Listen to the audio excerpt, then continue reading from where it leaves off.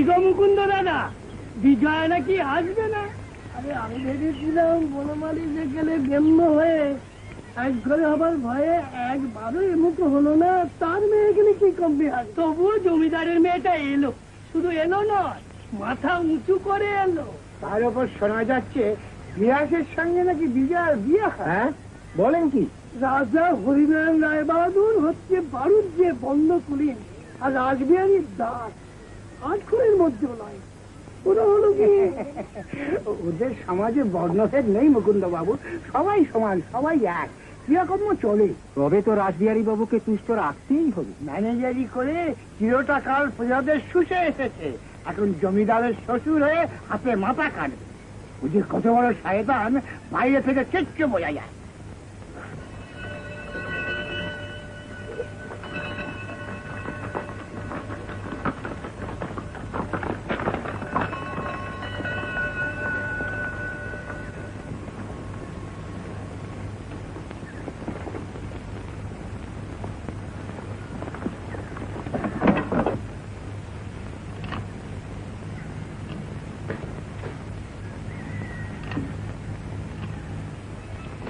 কেমন আছেন কাকাবাবু?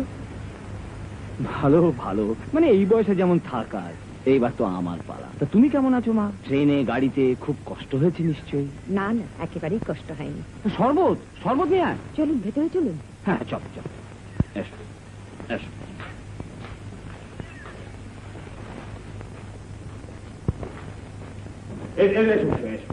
আরে শরবত দিতে বলেছিলাম, শরবত কি হলো?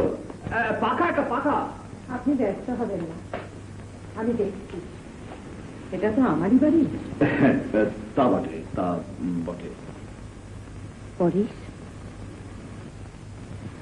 এই পরেশ।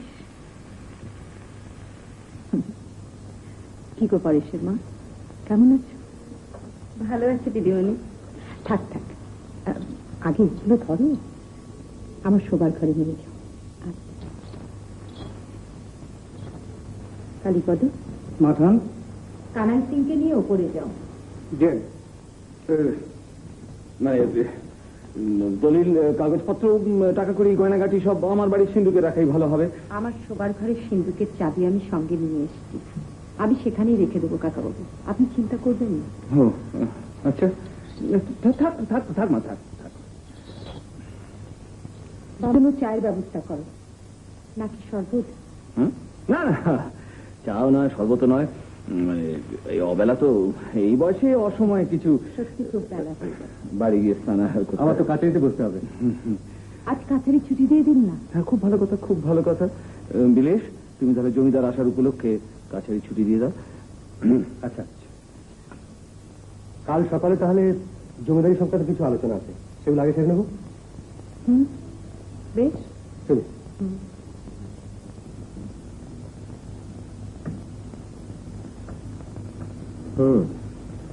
দলিলটা তো পড়েছেন দেখলাম, তা সম্পত্তিটা কেনা হবে? ঝামেলার কথা বলতে চাইছেন তো, সে আমি সামলে নেবো। আপনি রাজি হয়ে যান, আসলে দেখে যান, অল্প কয়েক বছরের মধ্যেই আপনার সম্পত্তি দ্বিগুণ চতুর্গুণ বাড়ি তুলতে না পারি তো কি বলেছি। আপনারা যে বলেছিলেন দেশের মঙ্গলের জন্য কিসব করবেন, তাতে আর একটু বেশি সময় দিলে ভালো হয় না? আপনি কি ভাবছেন আমি সেদিকে চেষ্টা না করে বসে আছি? এবছরের মাঘোৎসবের আগেই আমরা ব্রাহ্ম মন্দির প্রতিষ্ঠা করব, আর তার জন্য সবার আগে আমরা জগদীশ মুখর্জির বাড়ি দখল নেব। কার বাড়ি? জগদীশ মুখর্জির বাড়ি। আপনার বাবার কাছে বেঁচে গেছেন তো, অনেক ধান নিয়েছিলেন না? হ্যাঁ, অনেক ধার নিয়েছিলেন। আর সেসব শোধ না করে মদ, ভাঙ, জুয়া, ফাটকা করে করে সর্বশ্রান্ত হয়ে গেছেন। শেষকালে মদ কিনে ছাদ থেকে পড়ে মরে গেছে। শুনেছি ওর ছেলে নরেন মুখার্জি বাপের শেষ কাজ করেছিলেন। আমিও শুনেছি, তবে এই সমস্ত নীতিহীন লোকের সঙ্গে তার আলাপ রাখা যায় না। আর ছেলে হয়েছে নাকি বাপের মতোই। নমস্কার। নমস্কার। এই গাঁয়ের একটা ব্যাপার নিয়ে আমি আপনার সঙ্গে কথা বলতে এলাম। বলুন। গাঁয়ের সব ভদ্রলোকের আমি মোটামুটি চিনি, কিন্তু আপনাকে তো ঠিক চিনতে পারছি না।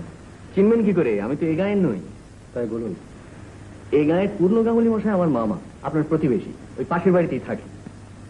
জানি। আমি তো শুনে অবাক হয়ে গিয়েছি যে তার বাপ ঠাকুরদার আমলে দুর্গাপূজা আপনি নাকি বন্ধ করে দিতে চান। এর মানে কি? আপনি কি তাই মামার হয়ে ঝগড়া করতে এসছেন নাকি? ঝগড়া করতে আমি আসিনি, বরঞ্চ কথাটা আমার বিশ্বাস হয়নি বলে। বিশ্বাস হয়নি কেন? প্রতিবেশী ধর্মবিশ্বাসে নিরর্থক আঘাত করবেন, এই বিশ্বাস না করাই তো স্বাভাবিক। পুতুল পুজো আমাদের কাছে ধর্ম নয়, আর তার নিষেধ করাটা আমরা অন্যায় বলে মনে করি না। আপনিও কি তাই বলেন নাকি? আমার কাছে কি আপনি এর বিরুদ্ধ মন্তব্য শুনবার আশা করেছিলেন? বোধহয়। আমি কিন্তু সত্যি আপনার কাছে এই কথা শুনবো আশা করিনি। গ্রামের মধ্যে একটি মাত্র পুজো, সমস্ত লোক সারা বছর এই 3টি দিনের আশায় বসে থাকে। গ্রাম আপনার, প্রজারা আপনার ছেলে মেয়ের মতো। আপনি এলেন, কোথায় তাদের আনন্দ বেড়ে যাবে, তা না হয় আপনি হুকুম দিয়ে আপনার এই দুঃখী প্রজাদের মাথায় নিরানন্দ তুলে দিলেন। ও মোটাই, আপনার মামা একটা ছেড়ে 100টা পুতুল পুজো করুককে আমাদের কিছু বলার নেই। শুধু কতগুলো ঢাক ঢোল আর কাশি দিন রাত ওর কানের কাছে পিঠে ওকে অসুস্থ করে তোলাতেই আমাদের আপত্তি। দিন রাত তো বাজে না, তাছাড়া সব উৎসবেই একটু হইচই গন্ডগোল হয়েই থাকে। অসুবিধা যদি কিছু হয় তো হলো। আপনারা মায়ের জাত, এদের আনন্দের অত্যাচার উপদ্রব আপনি সইবেন না তো কে সইবে? শুনুন, অত বাজে বকার সময় আমাদের নেই। আমার বাবা যা হুকুম দিয়ে গেছেন তাই বহাল থাকবে। দেখুন, আপনার বাবা কে এবং তার নিষেধ করবার কি অধিকার তা আমার জানা নেই, কিন্তু এদিকে নিরীহ প্রজা। আমার বাবার সম্বন্ধে তুমি সাবধানে কথা বলবে, নইলে এক্ষুনি অন্য উপায় শিখিয়ে দেবো তিনি কে এবং তার কি অধিকার।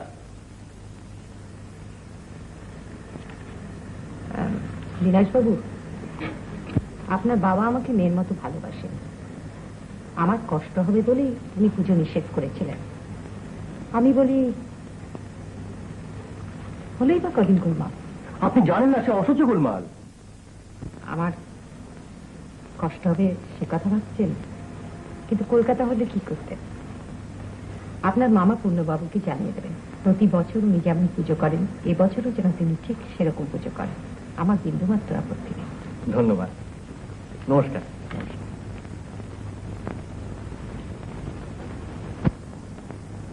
এর মধ্যে মান অপমানের কথা উঠছে কেন? কাকাবাবু আমার কষ্ট হবে ভেবে নিষেধ করেছিলেন, আমি এদের জানিয়ে দিলাম আমার কষ্ট হবে না। তাদের বাবার কথাটা মানা হচ্ছে কি? আর কিভাবে লোককে অপদস্থ করে? দেখুন, রোজবার ভুলে যদি অন্যায় করে থাকি, আমার দোষ আমি স্বীকার করে নিচ্ছি, ভবিষ্যতে আর হবে না। তাহলে পূর্ণমামলিকে জানিয়ে পাঠান যে রাসবেরি বাবু যা হুকুম দিয়ে গেছেন তার অন্যথা করা আপনার সাধ্য নয়। সেটা ঢের বেশি অন্যায় হবে বিলাসবাবু। বরঞ্চ আমি কাকাবাবুর কাছে চিঠি লিখে অনুমতি চেয়ে নিচ্ছি। কিন্তু ওরা তো জেনে গেছে বাবার হুকুমকে কিরকম আপনি মান্য করেন। তাই অপ্রিয় হলেও বাবাকে আমাকে সব বলতেই হবে। বলতে হবে উনি যেন আর ভবিষ্যতে আপনার জমিদারি শাসনের মধ্যে হাত না দেন। বেশ, যা বোঝেন তাই করবেন।